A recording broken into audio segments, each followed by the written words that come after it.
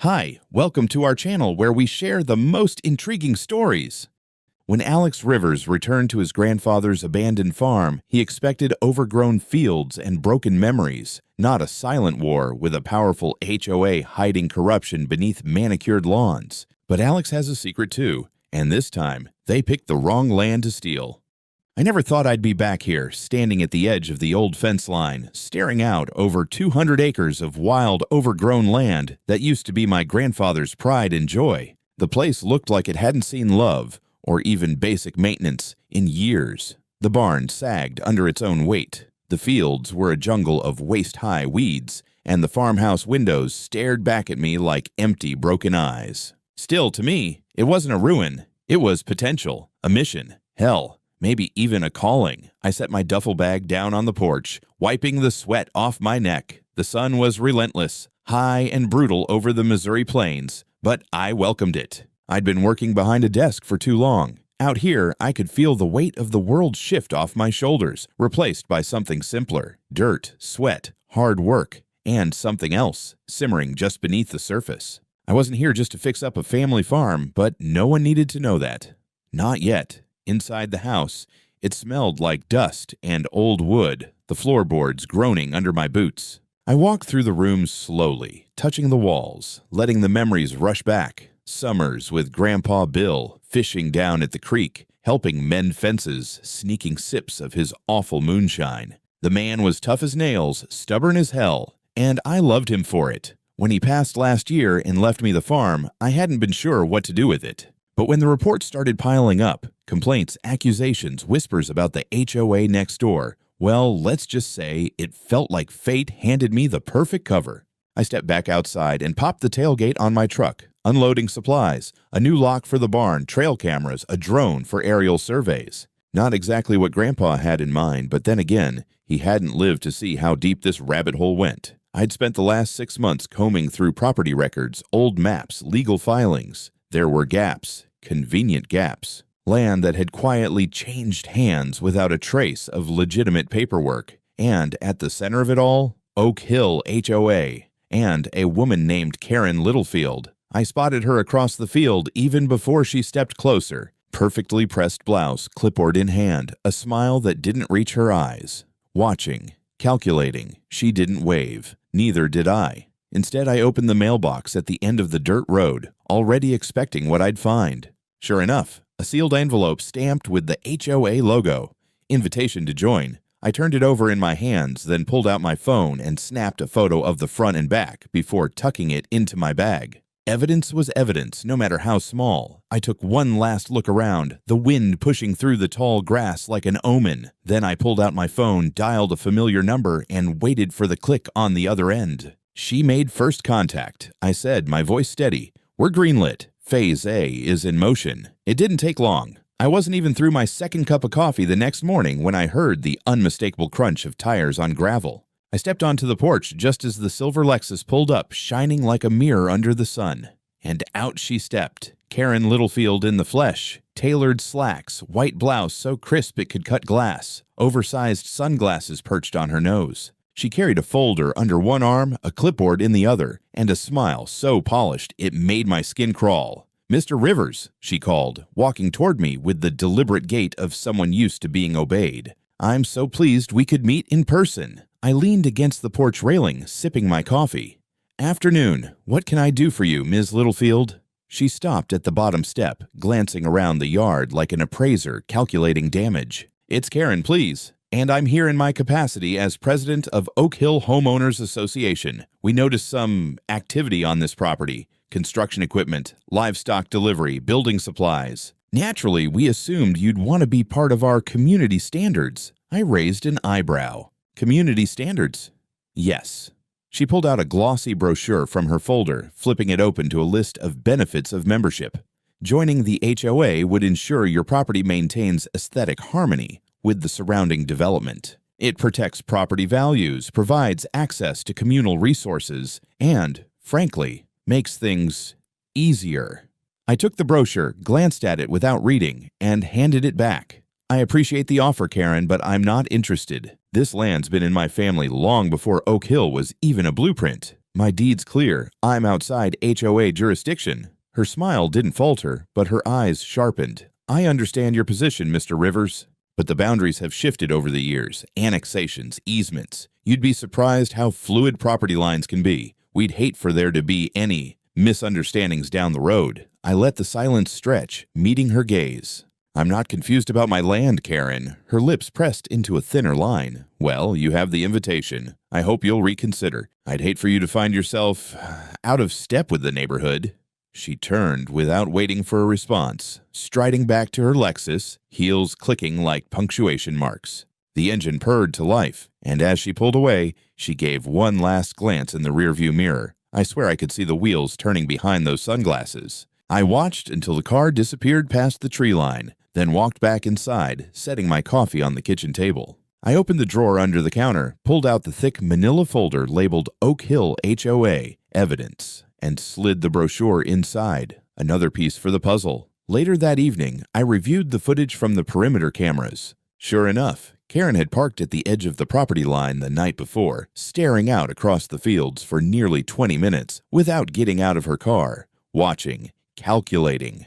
I uploaded the video to the encrypted drive, annotated the timestamp, and sent it to the case server. Then I picked up the phone. "She made personal contact today," I reported. "Attempted recruitment with implied threat, logged and recorded. Phase A complete." There was a pause on the other end, then a voice. "Good work, Rivers. Stay the course." "They're playing right into it." I hung up, leaning back in the chair as the last light faded from the window. Out here, under the endless Missouri sky, the game was just beginning, and I had all the time in the world to let them come to me. A few days passed quietly enough, at least on the surface. I kept busy, repairing fences, clearing brush, installing more trail cameras along the boundary lines. The rhythm of the work was comforting, steady, but I knew better than to trust the calm. Sure enough, by midweek, the storm came knocking.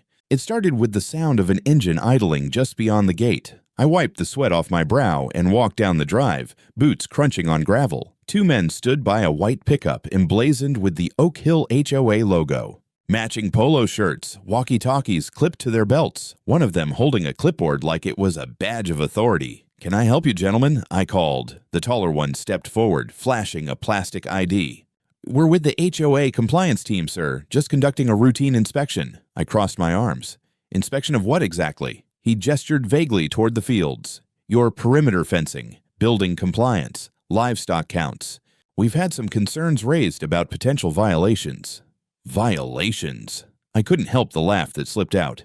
"This is private farmland, not a cookie-cutter cul-de-sac. You've got no jurisdiction here." The second guy frowned, glancing at his clipboard. "Our records indicate a pending annexation of this parcel into Oak Hill boundaries." "Your records are wrong," I shot back. "I've got the deed, the maps, and the grandfathered exemptions to prove it. You're trespassing." The taller man's smile tightened. "We're just doing our job, sir." "Yeah, then you can do it from the other side of that gate." I stepped forward, pointing firmly toward the road. "Unless you've got a warrant or a court order, I suggest you turn that truck around." They exchanged a look, clearly not used to being challenged, but after a moment, they climbed back into the pickup. The taller one rolled down the window before pulling away. "Just trying to keep things friendly, Mr. Rivers. Don't make this harder than it needs to be." "Right back at you," I replied, watching as they drove off, the HOA logo shrinking in the distance. Once they were gone, I pulled out my phone and opened the camera app. Zoomed in on the license plate, snapped a photo, then turned my attention to the tire tracks they'd left near the fence line. It wasn't just a casual visit. I followed the tracks down the property edge until I found a fresh set of survey markers, bright orange flags staked every 10 feet, stretching along the boundary like breadcrumbs. I knelt beside one, snapping another picture. "Annexation, my ass," I muttered. That night, I loaded the day's footage from the trail cams onto my laptop. Sure enough, the men had been there earlier than I'd realized, pacing the fence, taking measurements, even planting those flags. I isolated the clips, time-stamped everything, and uploaded it to the evidence server. Then I picked up the phone. "They sent compliance officers today," I reported. "Marked the perimeter, tried to establish visual control. Photographic and video evidence secured." The voice on the other end was calm. "They're escalating faster than we projected." "They're getting bold," I agreed. "Or desperate." "Stay visible," the voice instructed. "We need them confident." Let them think you're just a stubborn farmer. I hung up and leaned back in the chair, rubbing my temples. Outside, the moonlight gleamed off the metal roof of the barn. Somewhere out in the fields, a coyote howled, lonely and defiant. Let them come. I wasn't going anywhere. I should have known they wouldn't stop at survey flags. When I woke up that morning and walked down the drive, coffee mug in hand, it hit me like a punch to the gut. The main gate was chained shut, thick steel links looped tight with a brand new padlock, a bright red tag dangling from it like a smug little middle finger. In big block letters, the tag read, "Property under HOA review, do not remove." I stared at it for a long moment, taking a slow sip of coffee. Then I pulled out my phone, snapping a series of photos from every angle. I made sure to get the tag, the chain, the padlock, even the fresh set of tire tracks leading away from the gate. "Cute," I muttered. I went back to the barn, grabbed the bolt cutters I'd stashed there weeks ago, half expecting something like this, and made my way back down. The chain snapped with a satisfying clang, the padlock tumbling into the dirt. I picked it up carefully, dropped it into an evidence bag, sealed it, and labeled it with the date and time. Evidence was piling up nicely. By noon, I wasn't surprised to see another car approaching, a shiny black SUV this time, windows tinted dark. Behind the wheel, Karen herself, lips painted a sharp red, sunglasses reflecting the midday sun, and riding shotgun. A local reporter, camera already rolling as they pulled to a stop outside the gate. "Mr. Rivers," Karen called, stepping out with practiced grace. The reporter scrambled out after her, adjusting his lens.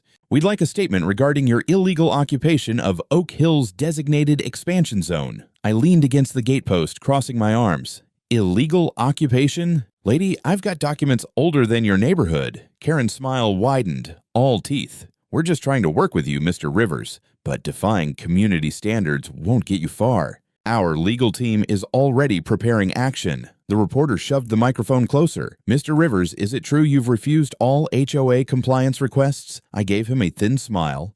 "You can quote me on this.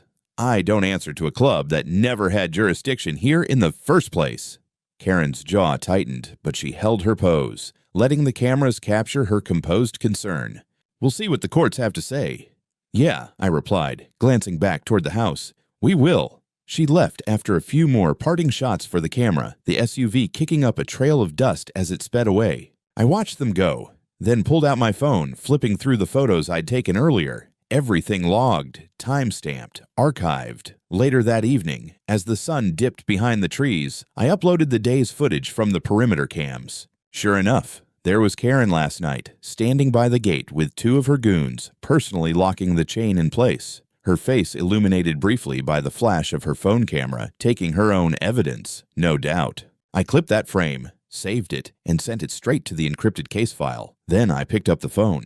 "Escalation confirmed," I reported. "Unauthorized blockade, media involvement, documented direct action by HOA president. All video and photographic evidence secured." The voice on the other end sounded almost amused. "They're making it easy for you, Rivers." "Yeah," I said, leaning back in my chair as the barn lights flickered on outside. "And they don't even realize it." I was splitting wood behind the barn when I heard the sirens. Not loud, not urgent, just enough to announce themselves. By the time I set down the axe and wiped my hands, the patrol car had rolled up the drive, gravel crunching under the tires. Karen's silver Lexus wasn't far behind, idling at the gate like a predator watching its prey. Two officers stepped out. One I recognized, Officer Jenkins, tall, lean, always chewing gum like it owed him money. The other was new, younger, his uniform still stiff at the seams. Both wore the look of men who'd rather be anywhere else but here. "Mr. Rivers," Jenkins called, approaching with a clipboard in hand. "We've had a report about unauthorized structures and livestock violations on the property. Got a complaint filed through Oak Hill HOA." I leaned against the fence, letting the sweat dry on my arms. "You're standing on private farmland, officer. Ain't no HOA jurisdiction here." Karen stepped out of her car then, sunglasses gleaming, smile fixed like a billboard. "Oh, there's been an annexation, Mr. Rivers. Your paperwork must be outdated." "We're simply enforcing compliance." I couldn't help the chuckle. "Annexation? You think you can just redraw lines and claim what isn't yours?" Jenkins cleared his throat, clearly uncomfortable. "Look, I'm just here because dispatch sent us. We need to see any documentation you've got on the land ownership." I nodded. "Fair enough." I walked into the house, grabbed the thick binder I kept ready on the kitchen table, deed copies, historical maps, the original grant from my grandfather's time. Back outside, I handed it over. Jenkins flipped through, his brow furrowing deeper with every page. The younger cop leaned in, whispering something. Jenkins let out a slow sigh, closed the binder, and handed it back. "Well, looks like you've got solid paperwork here, Mr. Rivers. Can't see any reason for further action today." Karen's smile slipped. "Wait, you're just going to leave? He's violating community ordinances." Jenkins shot her a look. "Ma'am, unless you've got a court order or real evidence, there's nothing we can do. His documentation holds up." Karen's lips pressed into a thin line. "This isn't over." I gave her a lazy salute as she climbed back into the Lexus, slamming the door harder than necessary. The car peeled off in a spray of gravel, leaving the patrol car in awkward silence. Before Jenkins left, he paused at the window, chewing harder on that gum. "Word of advice, Rivers. They're not going to stop. Watch your back." I nodded once.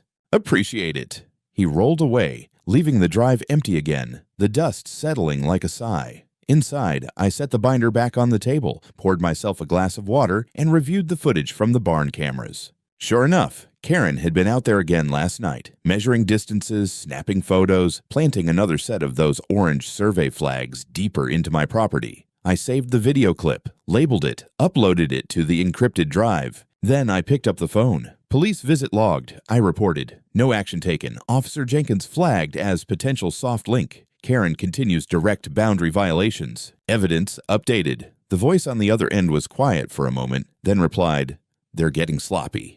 "Yeah," I said, watching the sun dip over the pasture, painting the sky in bruised shades of purple and red.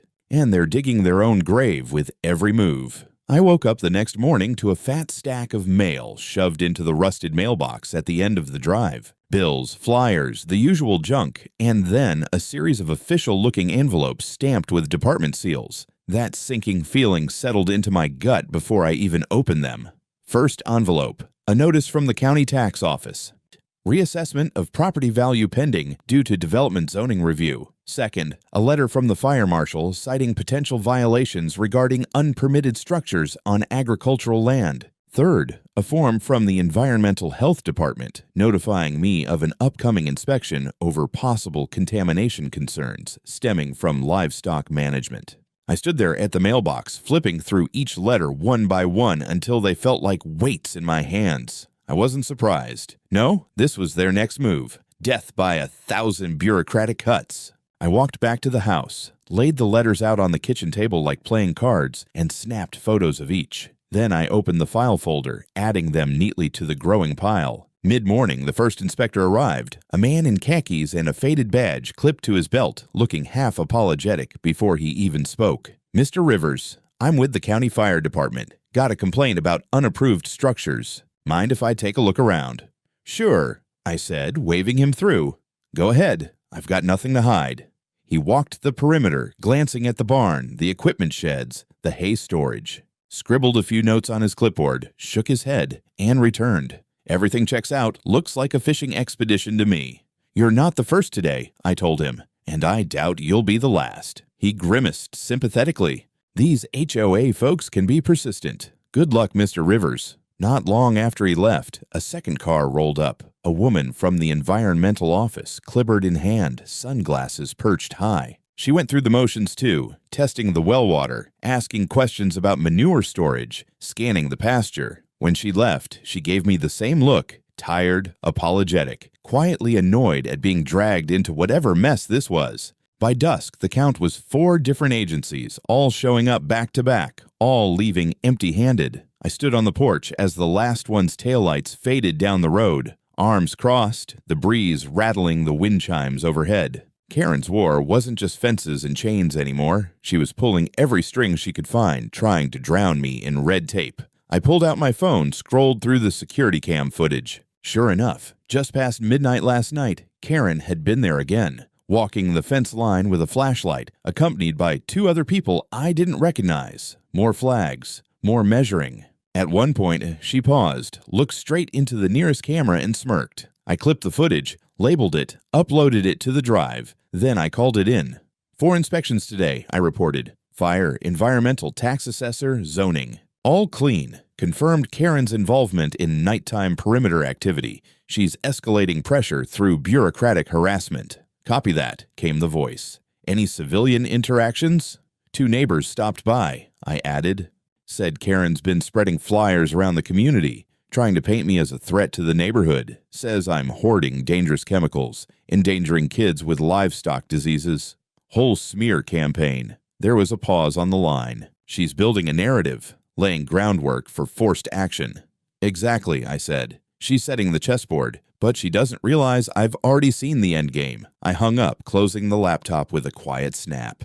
Outside, the lights of Oak Hill glimmered across the field like watchfires on the horizon. I leaned on the porch rail, watching them flicker, waiting for whatever came next. I wasn't moving. Not an inch. It was a thick manila envelope this time, hand-delivered by a courier who didn't stick around for a signature. I found it propped against the front door when I stepped outside that morning, slick with dew, stamped with a law firm's seal I didn't recognize. Inside was a formal summons. Oak Hill Homeowners Association v. Alexander Rivers. Petition to annex adjacent property under revised zoning bylaws. Attached were maps, official looking, stamped, signed, showing bold red boundary lines slicing through my acreage like a knife. I stood there flipping through the pages, the corner of my mouth curling in a grim smile. They'd really gone and done it. Not content with harassment, not satisfied with bureaucracy, Karen had moved to claim the land outright, on paper, if not yet on the ground. I walked back inside, spread the documents across the kitchen table, snapping photos of each. Then I pulled out Grandpa Bill's old survey maps from the cabinet, laying them side by side.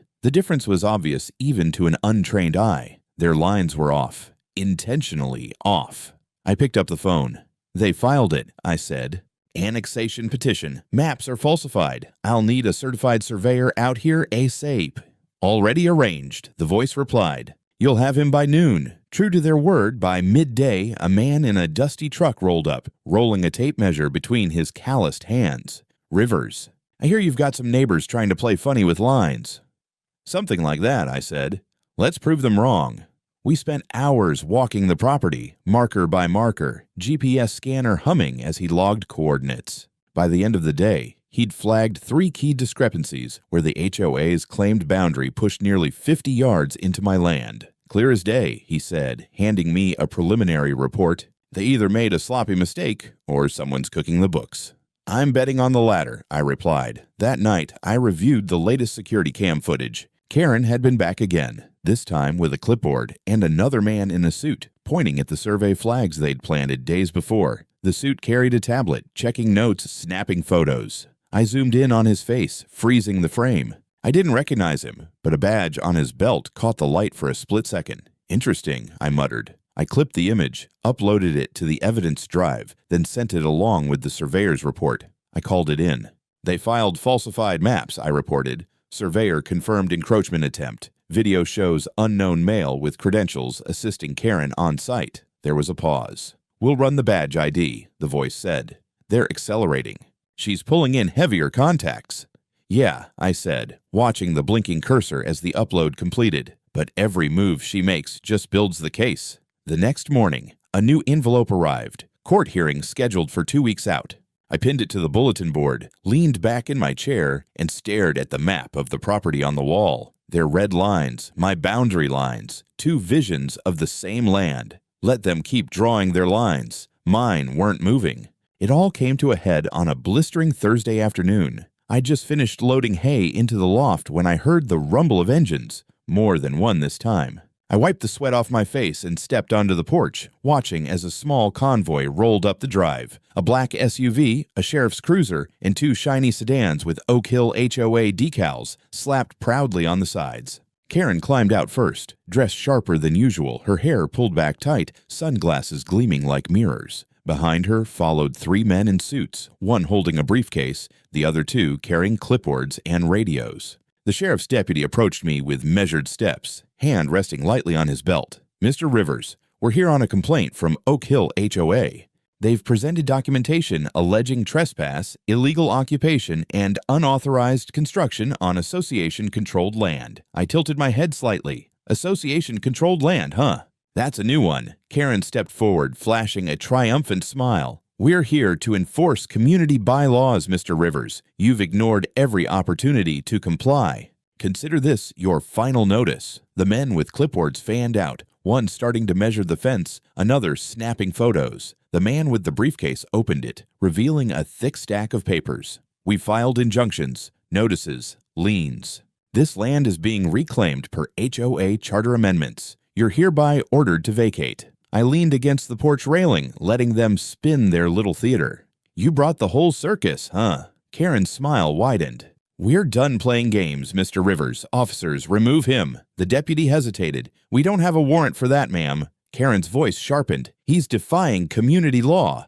What are you waiting for? I exhaled slowly, then reached inside my jacket and pulled out the black leather wallet. Flipped it open, held it up. The gold badge inside caught the sunlight. Actually, I said, letting the weight of the word settle, I'm Special Agent Alexander Rivers, United States Department of Agricultural Investigations. A beat of stunned silence fell over them. The clipboard guy froze mid-measurement. The deputy's eyebrows shot up, Karen's mouth parted soundlessly, and as of 9 a.m. This morning, I continued, pulling a sealed envelope from my back pocket. I've been authorized to execute this federal arrest warrant for Karen Littlefield on charges of conspiracy to commit fraud, falsification of public records, illegal annexation of federal agricultural land, and wire fraud. I stepped forward, handing the envelope to the deputy.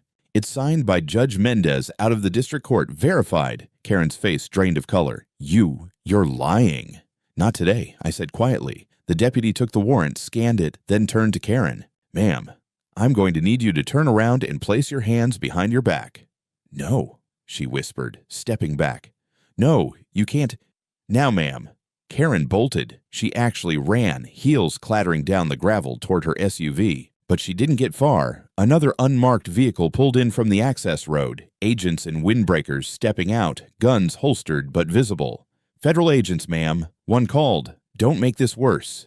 She froze, trembling, slowly raised her hands. I watched as they cuffed her, reading her rights, loading her into the back of the cruiser. The clipboard men shuffled nervously, one trying to slip away before an agent stopped him with a quiet, "We've got questions for you too, sir." Karen's eyes locked on mine as they closed the door. Rage, shock, maybe even a flicker of realization.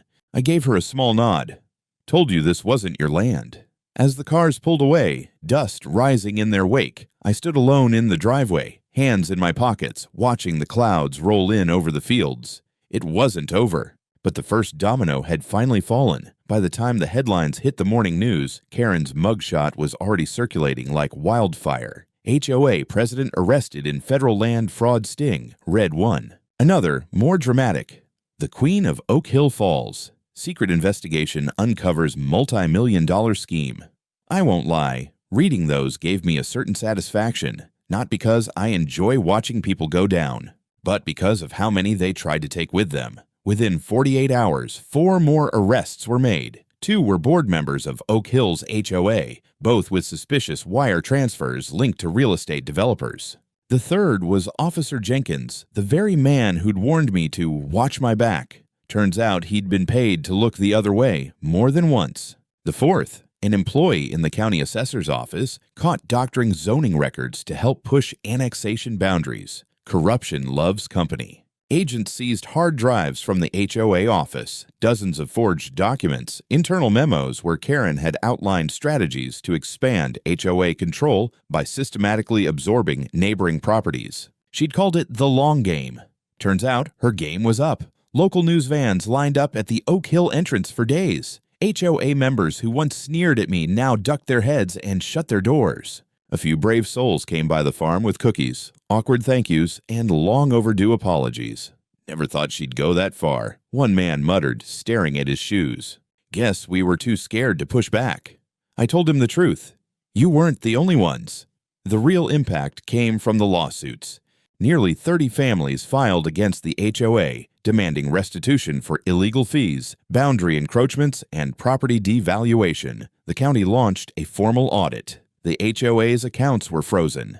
A federal oversight committee moved in to take temporary control of the organization. And then came the court orders. Karen's personal assets were seized. The HOA was fined $1.5 million for systemic abuse of authority. and fraudulent land claims. Every expansion zone added in the last 5 years was nullified, including mine. The judge didn't mince words. This was not a case of administrative overreach. This was an organized campaign of coercion, manipulation, and theft carried out under the mask of community improvement. Standing in the courtroom, watching Karen in her orange jumpsuit as the judge read the verdict, I felt no triumph. Just closure. She didn't look at me. Not once. Back on the farm, things settled into a strange kind of calm. The reporters stopped calling. The mail was lighter. The HOA signs at the end of the road came down, replaced by temporary notices from the Oversight Committee. One afternoon, I sat on the porch watching a group of workers dismantle the small surveillance tower the HOA had quietly built near the edge of my field. I hadn't even noticed it until one of the agents pointed it out. Hidden in plain sight, just like the rest of them. I got a letter from the department the same day, a formal commendation, and a quiet thank you. They offered to debrief me early, close the case, let me rotate out. I told them I'd think about it, because while the investigation might have ended, the land was still mine to fix, and I had work to do. It took a month before the last of their structures came down. I stood at the edge of the property that morning, arms crossed, watching as a bulldozer flattened the remnants of what had once been an unauthorized HOA community shed. The workers moved quickly, efficient, and silent, leaving nothing but churned up dirt and scattered nails. When they finished, I walked the perimeter myself, tracing the fence line as the sun climbed higher over the fields. The air smelled clean again, freshly turned soil, wild grass, and that faint sweetness that only comes when a place is finally left to breathe. For the first time in a long time, there were no survey flags, no trespassers, no strange cars idling at the gate. It was quiet, and it was mine. I spent the rest of the day hanging the new signs. Bold white letters on black metal, private property, trespassers will be prosecuted. Each one bolted tight, each one facing outward like a declaration. A line drawn, finally respected. Later, I set up the grill near the barn, pulled out a stack of ribeyes I'd been saving for just this occasion. A few neighbors trickled in, some of the same faces who'd once avoided eye contact, now bringing potato salad, baked beans, beer. They stood a little awkwardly at first, but the smell of good meat and the crackle of a fire worked its magic. We ate under the stars, passing around plates, swapping stories. Nobody mentioned Karen, nobody needed to. Her name had become a cautionary tale whispered in other neighborhoods now, carried like a warning on the wind. As the night deepened, I leaned back in a lawn chair, sipping from a cold bottle, staring up at the wide Missouri sky. The stars looked sharper out here. Brighter, like they'd been waiting all along for the noise to fade. When the last neighbor drifted home, I stayed out a little longer, letting the fire burn low. Across the field, the farmhouse windows glowed warm and steady. Beyond that, nothing but open land stretching into the dark, unclaimed and unchallenged. I pulled out my phone one last time, opening the encrypted drive, scrolling through the files labeled Oak Hill HOA. After a moment, I selected them all and hit delete. The confirmation box popped up. Are you sure? I tapped yes. The screen went black, empty, quiet. I closed the laptop, stood, and walked back toward the house, boots crunching softly over gravel. At the porch, I paused, looking out one last time at the clean lines of fence disappearing into the night. This was always mine, I said softly. Just had to remind them. And with that, I turned off the porch light, shut the door behind me, and let the land rest.